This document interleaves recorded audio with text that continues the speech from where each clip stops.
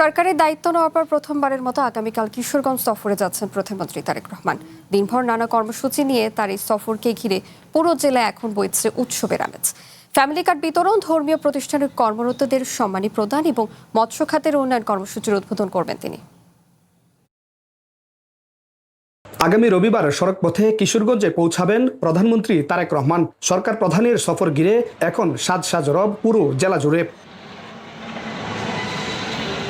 প্রস্তুত করা হচ্ছে মাঠ ও মঞ্চ, চলছে সাজসজ্জার কাজ। নিরাপত্তা নিশ্চিতে দফায় দফায় পরিদর্শন করছেন প্রশাসনের উচ্চপদস্থ কর্মকর্তারা। প্রধানমন্ত্রীর আগমনকে ঘিরে প্রাণচাঞ্চল্য দেখা দিয়েছে স্থানীয় রাজনৈতিক অঙ্গনেও।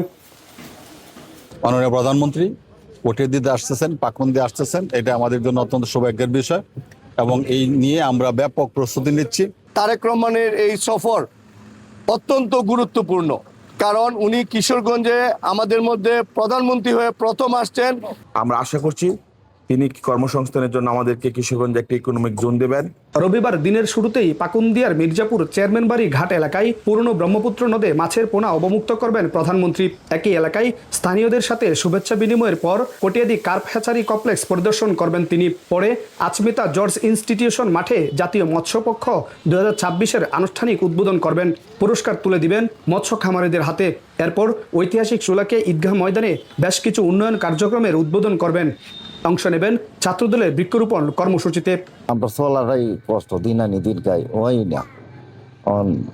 এটা যদি সরকার যেটা বলছে এটা যদি দেয় তাহলে আমরা জন্য ভালো। সরকারিভাবে কোনো আর্থিক সহায়তা পায় তো এটা সকলের জন্য উপকার।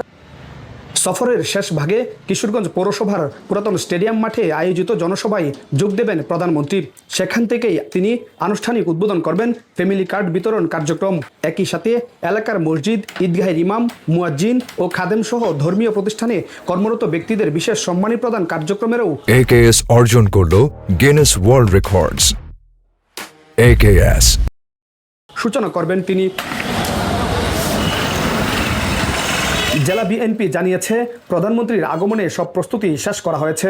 আন্দোলন সংগ্রামের দিনগুলোতে কিশোরগঞ্জবাসী যেভাবে পাশে ছিল সেই ঋণের কথা স্মরণে রেখে যোগাযোগ, শিক্ষা ও অবকাঠামো খাতে বড় ঘোষণার প্রত্যাশা করছেন জেলা বিএনপির সভাপতি এবং বস্ত্র ও পাট প্রতিমন্ত্রী।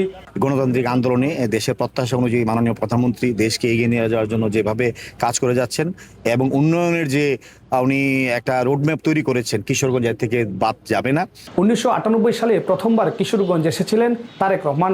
পরে 2025 সালের সেপ্টেম্বরে জেলা বিএনপির ত্রিবার্ষিক সম্মেলনে যুক্তরাজ্য থেকে ভার্চুয়ালি যুক্ত হন এবং ত্রয়োদশ জাতীয় সংসদ নির্বাচনের আগে ভৈরব স্টেডিয়ামের নির্বাচনী জনসভায় প্রধান অতিথির বক্তব্য দেন তিনি।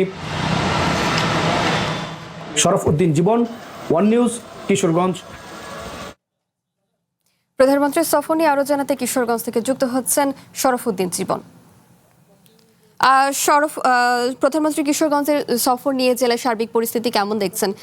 দিনভর প্রধানমন্ত্রীর কি কি কর্মসূচি থাকতে পারে সে সম্পর্কে একটু জানাবেন।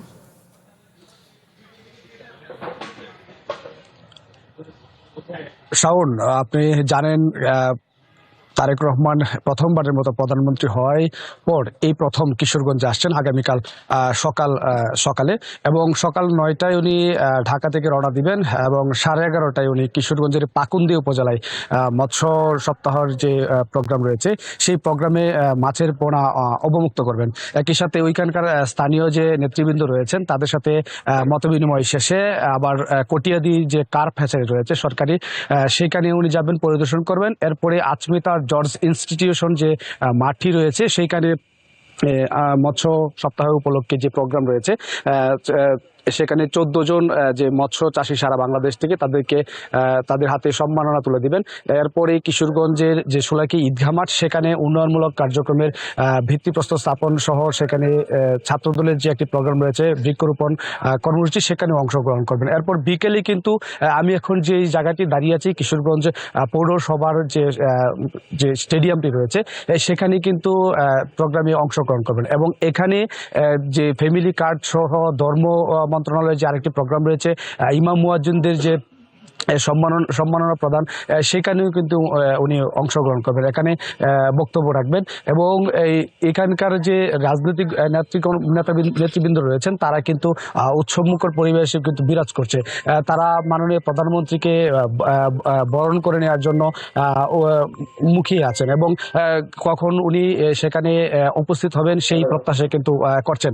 এবং এখানকার রাজনৈতিক অঙ্গনে তারা যে আনন্দ উল্লাস আমরা দেখছি, প্রায় 1 মাস ধরে কিন্তু সেই উল্লাস কিন্তু তাদের মধ্যে দেখেছে এবং সর্বোচ্চ নিরাপত্তা ব্যবস্থা কিন্তু জোরদার করা হয়েছে। তো কিশোরগঞ্জের প্রধানমন্ত্রীর সফর ঘিরে এই ছিল আমার কাছে সবশেষ তথ্য। শাওন। শরফ, আপনাকে ধন্যবাদ।